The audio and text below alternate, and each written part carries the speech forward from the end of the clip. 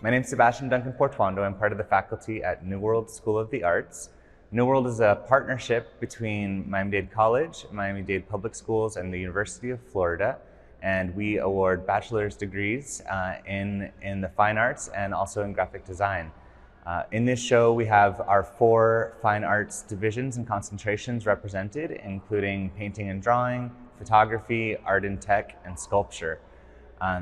So we're very excited that the students had the opportunity to partner with the Museum of Art and Sciences for this show. It's really a wonderful chance for the students to expose their practices to the public, to hear a little bit about what they've been doing, and to have a professional experience showing in a world-class museum.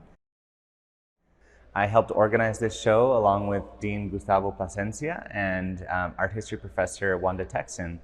So we invited the heads of the faculty to put forth the names of their top students, and from there we juried this show that includes 14 students from New World that represent all the divisions of fine arts there. As an idea for a connection between New World and the Museum of Art and Science, we wanted to work with objects from the collection here. So we asked the curator, Ruth, to select 5 objects that the students could respond to, and they created work based off of their own practices, as well as taking some inspiration from the objects from the MOAS collection.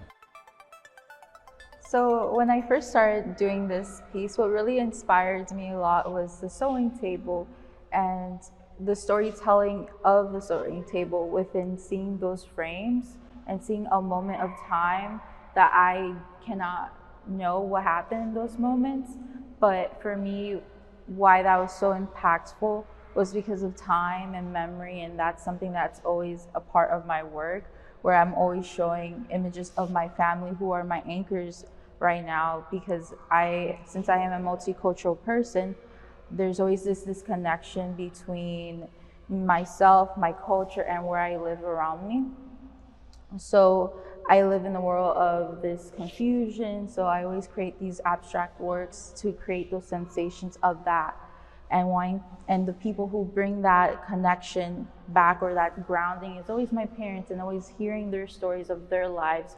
We'll be in the car, we'll just have a normal conversation, and then they always bring me back to their time, always remembering stuff about their lives and how their childhood. And I never knew that path because I never went back to my country, so I never knew how to process these things they tell me. So for me, living here in Miami and living with this abundant amount of cultures, it's always integrating within my life, all this. So I really wanted to present that in my work and to show that in the way I can really present it the best way I can, which is the world of abstraction and the world. And I really wanted to present them here to show that this is them now. You might not know who they are now in this moment, but you can see and feel them in this world. And through them, I'm able to learn about my culture as much as I can with the time I have with them. I'm always trying to preserve those moments with that, those little informational parts of my cultures. And I always want to keep that, since I'm both from Guatemala and from Nicaragua. It's always hard to hear and learn about our history. I'm always hearing about those parts, and I'm really grateful that my parents are always there to remind me of what they've gone through and that what they've lived through, and I'm able to bring that here in my world and my time now and have a sense of that. So this is my work about them, about that disconnection, and about how, for me, they are like gold. They are showing them in the best way I can, and the present moment of what I've known them to be right now, and having a little glimpse of that. That's why I wanted them to be the focal point and show a little bit of myself, because I'm always hearing that I'm like, oh, I look like my parents in certain aspects. You know, I look like my mother, I look like my father, and I'm just showing that this is them now, and then that's who I'm gonna become in the future. And that's why I wanted this piece to be just them having those moments. My name is Jaz Moncrieffe, and this is my piece, In the Presence.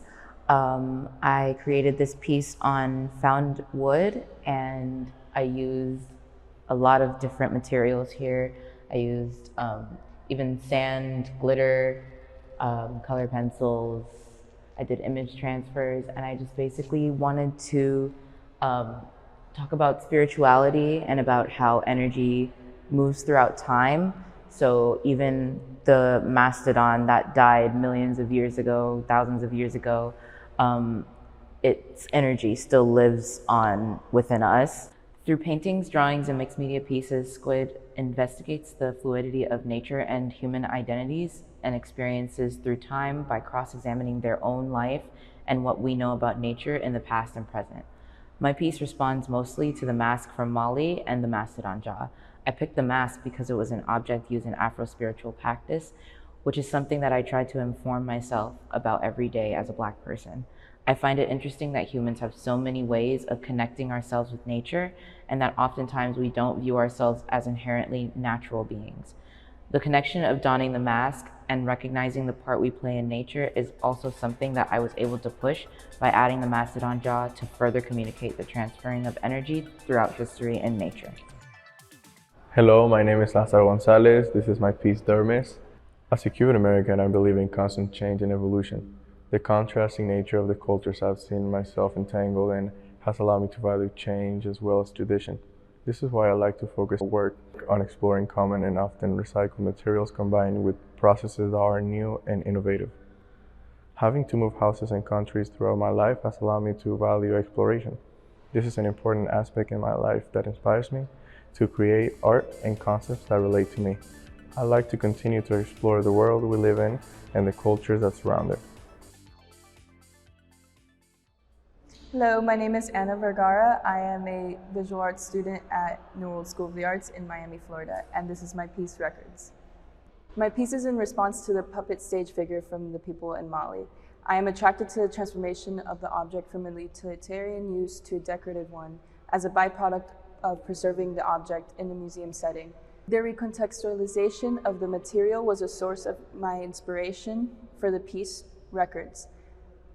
I searched my archives for a material or object that has gone through a similar process of losing its functionality, and I found old identification documents inside of a few photo albums.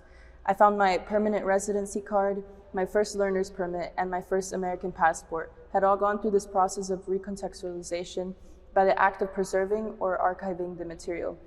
I recreated the portraits of myself in these documents with reflective tape to continue the material play on utility and the decorative. Hi, my name is Mar Sub Laban. I'm a Palestinian Puerto Rican artist from Miami, and this is my piece titled An Unmarried Girl. It is a mixed media textile installation piece that pays homage to my Palestinian heritage, and that has to deal with the craft of tatris, which is Arabic for embroidery and very specific and special to the Palestinian identity.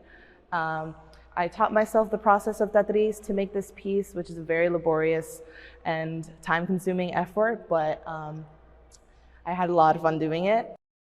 Being of Palestinian and Puerto Rican descent, their work draws from the disconnect they feel from both cultures, primarily their Palestinian culture, due to family immigration and political tension.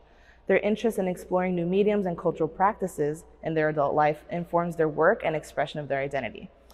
Colors play a significant role in this expression, specifically red and blue, as they connect respectively to these clarifying and confusing experiences in their life and identity.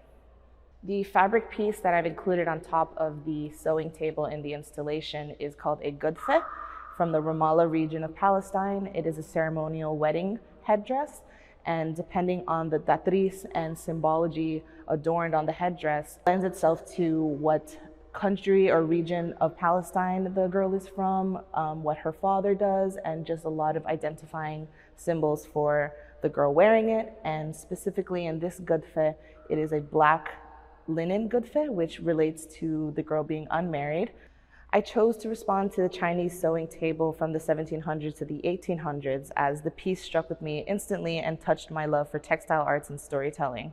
The art of tatris flourished exactly during this time period, as mother-to-daughter connections were built upon teaching each other embroidery and embroidering cultural and ceremonial garments. So to me, it's very, very important.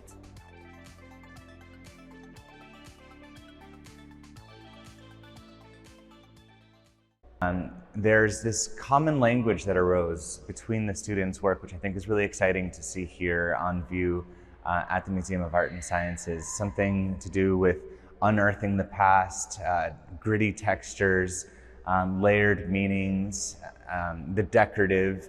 All of those ideas, I think, are alive in the works of our students.